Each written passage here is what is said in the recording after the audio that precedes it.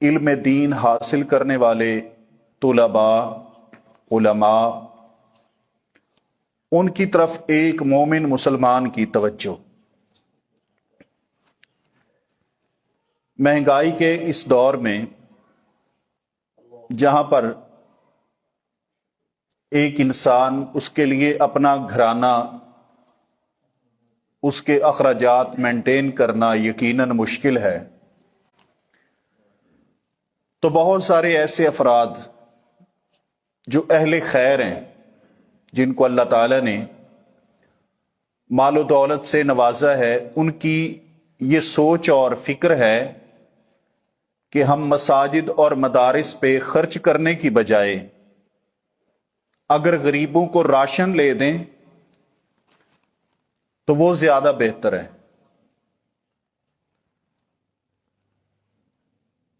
تو یہ جو سوچ اور نظریہ ہے، اس پہ مجھے گفتگو کی ضرورت اس لیے پیش آئی کہ آپ جانتے ہیں کہ آپ کے ملک پاکستان میں آپ کی حکومتیں جو عصری تعلیم ہے اس کی سرپرستی کرتی ہیں، لیکن دینی تعلیم کی کرتی ہیں کہ نہیں کرتی؟ نہیں کرتی۔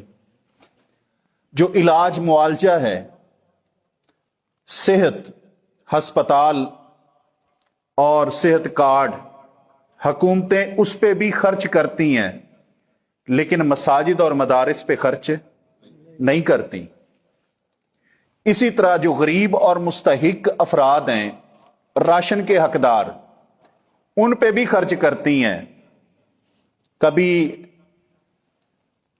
انصاف کارڈ کے نام سے، بے نظیر کارڈ کے نام سے، دیگر کئی انداز سے یوٹیلٹی سٹور کے سٹائل میں، یعنی سہولت دینا، اس کا کوئی نہ کوئی تصور وہ موجود ہے، لیکن دینی تعلیم، مساجد اور مدارس، اس پر ایک ذرہ برابر بھی توجہ یا خرچ نہیں ہے۔ بلکہ آپ نے یہ کچھ دن پہلے ملک پاکستان کے جو اس وقت وزیر مذہبی امور ہیں، مولانا عبد الشکور صاحب، ان کا بیان بھی سنا ہوگا آپ نے، جنہوں نے یہ تک کہا کہ میرے پاس کچھ علماء وہ مسجد کے سلسلہ میں آئے فنڈ لینے کے لیے، تو میں نے کہا کہ ہمارا فنڈ اقلیتوں کے لیے، سکھوں کے لیے، ہندوؤں پر ضرور خرچ ہو جائے گا، لیکن وہ کہتے اللہ کے فضل سے میں نے مسجد اور مدرسے کے لیے کبھی اس فنڈ سے 1 روپیہ بھی نہیں دیا، کسی کو نہیں دی۔ تو اب میرا سوال یہ ہے کہ یہ جو صحت، یہ سیلاب، یہ زلزلے، یہ آفتیں اور یہ بیماریاں، ان کے لیے تو آپ کے مسلمان ملک کے اندر آپ کو یہودی، عیسائی، دہریے، ریڈ کراس تنظیمیں اور صلیب کا نشان لگا کر وہ سب آپ کو تعاون کرتے ہوئے نظر آئیں گے، لیکن دینی تعلیم کی سرپرستی کرتے ہوئے آپ کو نظر نہیں آئیں گے۔ پھر واجب الاحترام ساتھیو، اس سے ایک قدم اور آگے چلیے۔ آپ کو مرزائی اپنی انکم میں سے، اپنے مال میں سے ایک خصوصی حصہ اس نے اپنی مذہبی سرگرمیوں کے لیے مختص کر دی ہے، پرسنٹیج رکھی ہے اس نے کہ وہ جتنا کمائے گا اس میں سے ایک مختص حصہ وہ اپنے مذہب قادیانیت، ختم نبوت کی مخالفت اور قادیانیت کے فروغ کے اوپر خرچ کرے گا۔ وہ اس حد تک ہے، صحابہ کرام رضوان اللہ تعالی علیہم اجمعین کی گستاخی کرنے والا، صحابہ پہ تبرہ جس کی پہچان ہے، اس نے بھی ایک مختص پرسنٹیج رکھی ہوئی ہے کہ جو اس نے اپنی امام بارگاہ کو بھیجنی ہے، اور وہ اس کے ساتھ صحابہ کرام رضوان اللہ تعالی علیہم اجمعین پر تبرہ کرنے والے افراد تیار کرے۔ لیکن چند لوگ जो इन मसाजिद और मदारिस के साथ मुआवनत और तावन करने वाले मौजूद होते हैं, उनके जहनों को और तो किसी तरीके से मस्जिद और मदरसे से पीछे नहीं हटाया जा सकता था। एक ही बताया गया कि गरीब बड़े हैं, गरीब बड़े हैं, फलाना मुस्तहिक है, फलाना मुस्तहिक है। आप बजाय मस्जिद में, बजाय मदरसे के देने के, आप जो है ना उस गरीब को दीजिए। मैं कहता हूं फिर इस वक्त सबसे बड़ा गरीब तो शहबाज शरीफ है, सारे इकट्ठे होके उन्होंने दो। वो भी किसी से कम गरीब नहीं है। इतने घर तो कोई शायद आपके रहमत पार्क का गरीब ना मांगता हो जितने घर वो मांगते हैं। तो याद रखिए, रज़ाक अल्लाह ताला की जात है, ये रिज़्क की जिम्मेदारी परवरदिगार की है। उसके बाद हुकूमत की जिम्मेदारी है, सेहत भी, तालीम जो सरकारी और असरी दे रहे हैं वो भी, और ये तमाम जिम्मेदारियां उन्होंने उठाई हुई हैं। हां, अल्लाह ताला के दिए हुए रिज्क से मैं आपको मना नहीं करता, आप करें तावन, लेकिन ये मत कहें कि मस्जिद और मदरसे का तावन रोक के मैं किसी को राशन लेके दूं। नहीं मेरे मोहतरम भाइयों, इसलिए कि अगर किसी को आप राशन लेके देते हैं, अच्छा इकदाम है, उसके साथ यकीनन किसी गरीब का पेट पलेगा। लेकिन जो पैसा आपका मस्जिद और मदरसे में जाएगा, उससे आपके ईमान को तहफ़्फ़ुज़ मिलेगा। आपके ईमान और आपके नजरिए और आपके अकीदे और किताब और सुन्नत के जो मुहाफिज हैं और दाई हैं, वो पैदा होंगे, उससे वो तैयार होंगे।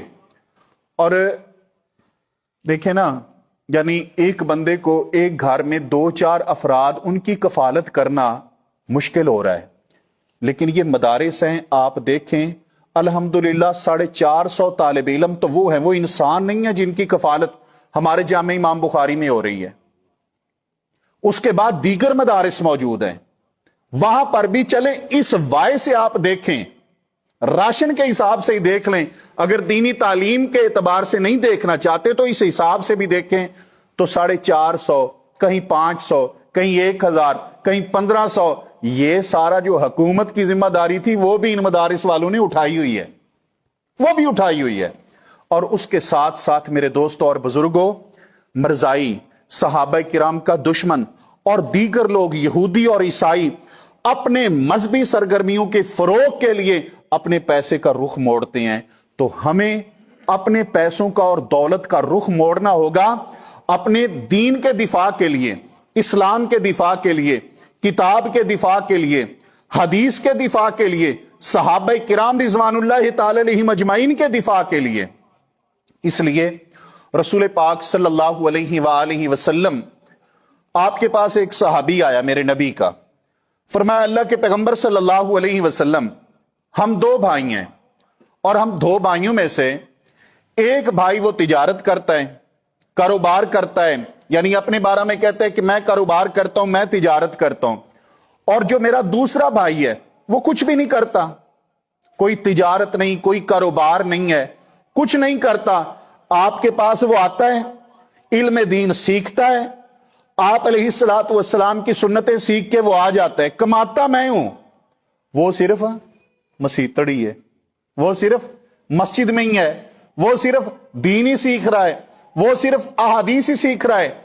मैं कमा रहा हूं। अल्लाह के पैगंबर सल्लल्लाहु अलैहि वसल्लम, मेरे नबी सल्लल्लाहु अलैहि वसल्लम ने उसके लिए जो कलमा और जुमला बोला, दीन पर खर्च करने वालों के लिए क़यामत की दीवारों तक एक वो रोशन तसल्ली, तस्कीन, आराम और राहत है जो मेरे पैगंबर ने बयान फरमाई है। आपने क्या फरमाया? फलअल्ला का तुरज़क़ु बिही, तुझे अपनी कमाई के ऊपर नाज है, तुझे क्या मालूम कि तुझे अल्लाह उसी की वजह से रिज्क दे रहा हो। सुनन नबी दाऊद की हदीस मुबारक, तुम्हें क्या पता कि उसकी वजह से परवरदिगार आपको रिज्क दे रहा हो।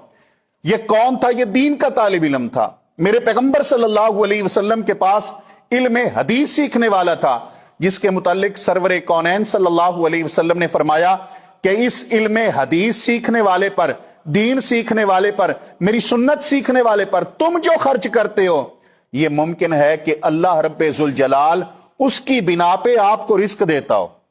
तो इसलिए यह याद रखें कि जब हमारा कोई टक्का, रुपया, पैसा وہ دین کی راہ پہ خرچ ہوتا ہے تو شاید آنے والی مصیبتیں، مشکلات، رزق کی فراوانیاں، یہ سب میرا پروردگار اسی وجہ سے دے رہا ہو، اسی وجہ سے کر رہا ہو۔ تو محترم ساتھیو، ہمیں اپنے نظریات کا تحفظ کرنا ہوگا، عقیدے کا تحفظ کرنا ہوگا۔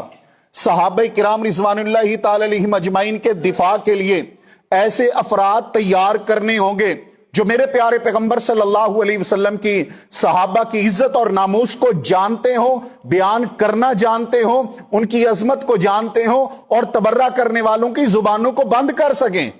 اور یہ کہاں تیار ہوں گے؟ یہ کالج میں تیار نہیں ہوں گے، یہ یونیورسٹی میں تیار نہیں ہوں گے، یہ آغا خان یونیورسٹی میں بھی تیار نہیں ہوں گے۔ یہ تیار ہوں گے تو انہی صفوں پر مسجدوں میں تیار ہوں گے اور مدرسوں میں تیار ہوں گے۔